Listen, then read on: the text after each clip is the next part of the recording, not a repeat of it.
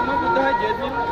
आज 6 डिसेंबर हा दिवस लाखो करोडो बहुजनांच्या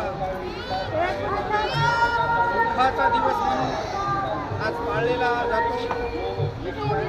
आपण बघत आहात मुंबई येथील चैत्यभूमीवर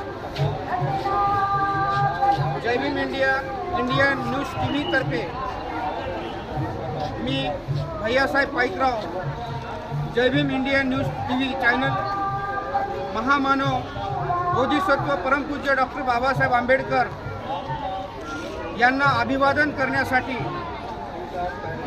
या ठिकाणी महाराष्ट्र, गुजरात, कर्नाटक, तेलंगणा, आंध्र प्रदेश अशा विविध स्टेटमधून नव्हे तर भारत